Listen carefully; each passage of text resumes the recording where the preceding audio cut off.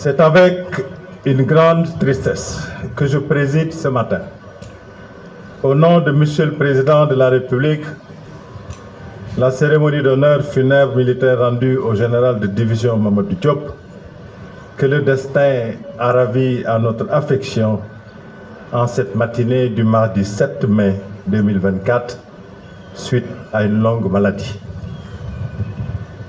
La présence d'une telle assistance sur ce carré d'armes de l'état-major du haut commandement de la gendarmerie nationale, de la caserne Samba Diéry Diallo, démontre à quel point la communauté militaire a été marquée par l'annonce brusque de sa disparition. Ce jour est bien triste, parce que la gendarmerie nationale vient de perdre un de ses illustres hauts commandants, un serviteur infatigable de l'État, dont le parcours professionnel exceptionnel restera à jamais gravé dans nos mémoires.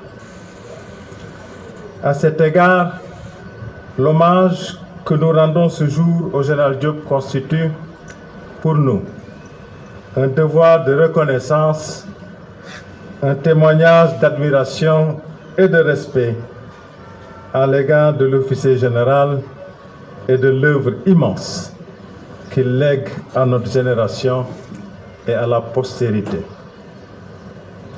Permettez-moi, à l'entame de mon propos, d'adresser mes sincères remerciements à la grande famille militaire et paramilitaire unie dans un élan de parfaite solidarité et qui a accepté par sa présence remarquée de nous témoigner, ainsi qu'à la famille éplorée, sa fraternelle compassion, confirmant ainsi le bel esprit de coopération et de camaraderie qui anime les forces de défense et de sécurité du Sénégal.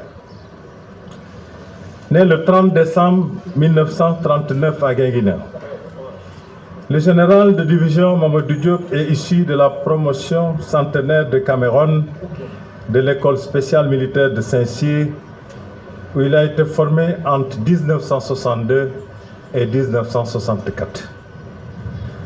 À l'issue de sa formation initiale d'officier, il rejoint l'école d'application de l'infanterie de Saint-Mexan avant de rentrer au Sénégal pour officier comme chef de section du centre d'instruction de Dakar-Bango. Sa carrière d'officier de gendarmerie débute véritablement en 1966 avec son admission en stage d'application à l'école des officiers de la gendarmerie nationale de Melun en France.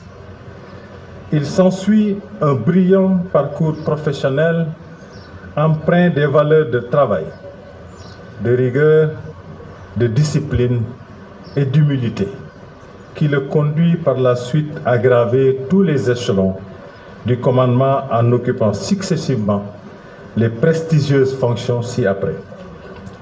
Commandant de compagnie de gendarmerie du Sénégal oriental, de la Casamance et de Dakar entre 1971 et 1974 pour les deux premières et de 1978 à 1979 pour la dernière. Chef du détachement prévôtal au Caire de 1974 à 1975. Commandant du premier escadron blindé de la LGI de 1975 à 1978.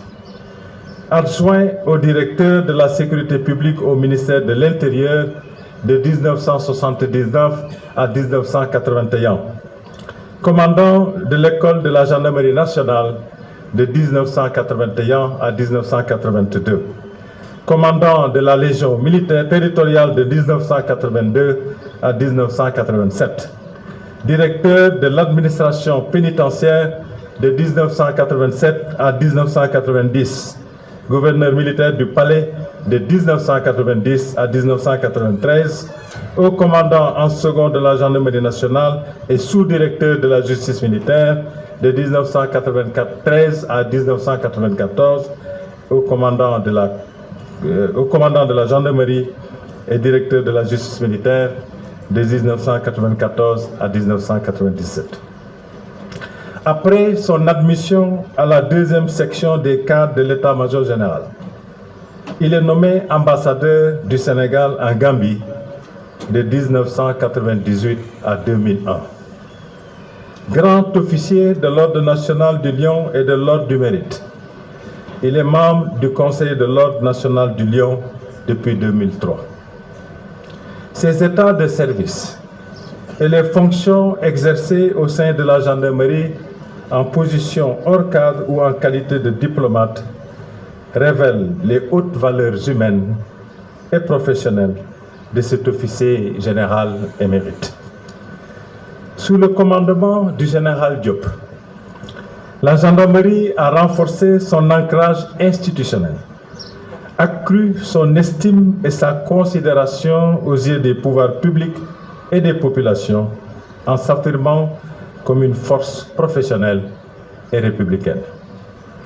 Ses qualités morales faites de courage, d'abnégation et de rigueur alliées à ses capacités intellectuelles, opérationnelles et son leadership éprouvé ont permis de dénouer bien des situations de crise.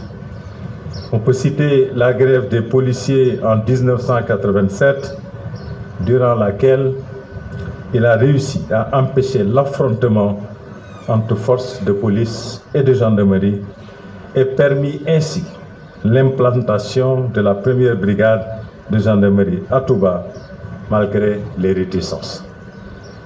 Au-delà de la sidération suscitée par la brusque disparition et la douleur fortement ressentie, le souvenir de l'illustre et valeureux chef militaire, grand serviteur de l'État, compétent, rigoureux, soucieux du bien-être des hommes, adulé par ses subordonnés et respecté par ses pairs, reste toujours vivace. Le général Diop, malgré son âge avancé et sa santé fragile, a continué à démontrer la dimension exceptionnelle de son engagement au service de la gendarmerie nationale et de la nation, en honorant régulièrement de sa présence les invitations qui lui étaient adressées, témoignant ainsi de sa grande disponibilité et son attachement à la gendarmerie. La dignité et le stoïcisme dont le général a fait montre au cours de sa maladie témoignent d'une solide foi religieuse qui a été l'un de ses principaux marqueurs au cours de sa vie. En ces moments de deuil, nous pensons à son épouse, à ses enfants et à sa famille. Nous partageons la douleur qu'ils ressentent et leur présentons les condoléances de la nation et leur exprimons le témoignage de notre affection et de notre profonde compassion. Ces condoléances s'adressent également au personnel de la gendarmerie et aux membres de la Saint-Cyrienne Sénégal.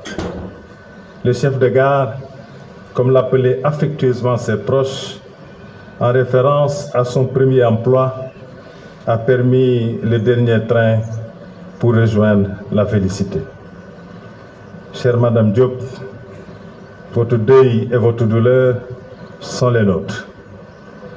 Vous avez pu mesurer ce matin le respect et la haute considération dans laquelle votre défunt époux était tenu.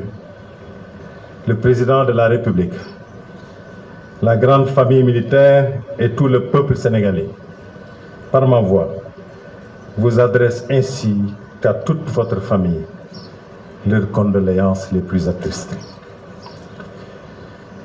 Le général de division Mamadou Diop, votre défunt époux, a été un digne fils du Sénégal. Son souvenir restera vivace dans nos mémoires. Que le Tout-Puissant l'accueille en son paradis céleste.